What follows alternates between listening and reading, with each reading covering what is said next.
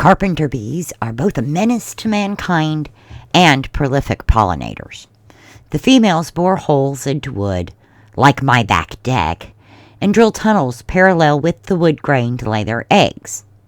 You can spray the holes with poison, but they will come back within hours, bore new holes, and start over. Since I am growing a garden and need pollinators, I don't want to kill them. I just want them to nest in trees and bushes rather than my deck. So today, I will explore a non-lethal solution. But first, welcome to Cape Bonny Country. You can call me Kate. Thanks so much for stopping by. Come on in and have a seat while I fix some coffee. While that's brewing, go ahead and like this video and subscribe to the channel. Those two actions help the channel grow, and I appreciate you so very much. I try to upload once or twice a week and enjoy reading your comments. If you know someone that might like my content, make sure to share this video with them. I have a second channel, Kate's Country Critters. That is where I upload videos of the shelter dogs that I groom and help find homes for. If you would like to help with those efforts or give general support, please visit my Patreon. Paid memberships come with exclusive content such as behind-the-scenes looks, home grooming tutorials, and more as time passes. The links to both Kate's Country Critters and my Patreon are in the description below. Great! The coffee's ready. Now back to today's discussion. Carpenter bees are native to North America.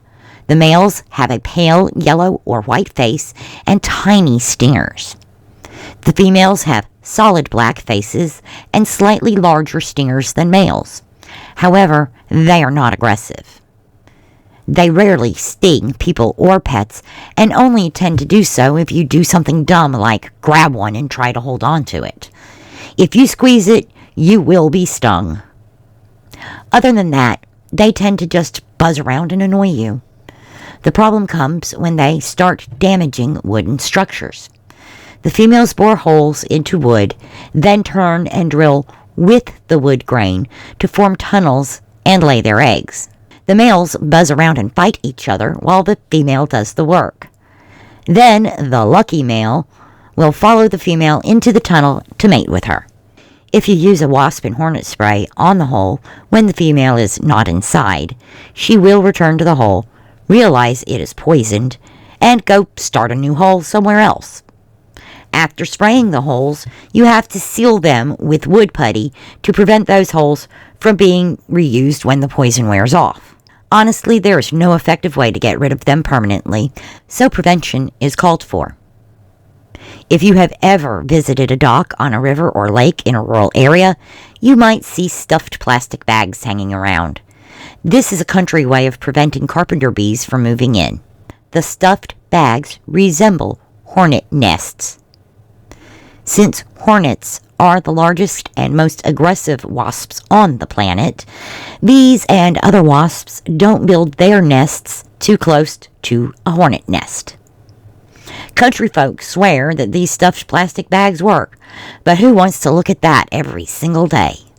I went online to Walmart and Amazon to see what they had to offer in decoy hornet nests. Both companies offer packs of 4 decoys at a reasonable price.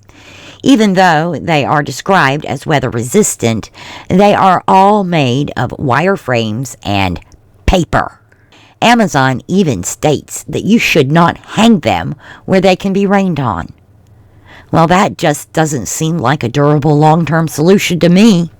I don't want to waste my money on something that will disintegrate after the first rainstorm comes through. Then I remembered an art project from when I was in 5th grade. We blew up balloons, wrapped them in glue and string, and let them dry. Then we popped the balloons, cut holes in the sides, filled them with fake grass, and made Easter decorations out of them. Using that art project from decades ago as my starting point, I got to work. I chose to use wood glue to stick tan yarn to a balloon because wood glue tends to be waterproof. I wrapped the entire skein of yarn around one balloon and hung it in the basement to dry overnight. The next day, I moved the balloon to where I wanted my decoy to hang and coated it with clear acrylic spray paint. I left it alone for 2 days and came back to see if the carpenter bees were still around. I saw roughly a dozen male carpenter bees flying around and fighting each other.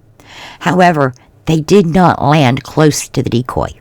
They only landed and checked the holes that were farthest away from that decoy. I did not see any females. I did not see any fresh holes, and I did not see any fresh sawdust that would indicate a female was boring a new hole. This is when I popped the balloon, thinking that the red of the balloon showing through the yarn might look like flowers and actually attract the bees. When I did that, I noticed the entire decoy deflated and became asymmetrical. To me, it looked more like an actual hornet nest than it did before. I came back 3 days later and only saw 3 male carpenter bees, still fighting each other and trying to find the females. No new holes, no evidence of females. So I believe this particular experiment was a success. A single decoy should deter bees and wasps for up to an 8-foot radius. Given the size of my deck, I need to make a few more. I think the next one I build will be covered in scraps of fabric. That might be a good way to repurpose old t-shirts and towels to keep them out of the landfill. I also want to find a way to make the final product a little more rigid. What do you think? I would love to read your thoughts and suggestions, so let me know in the comments. Thanks for watching today. Feel free to stop by anytime.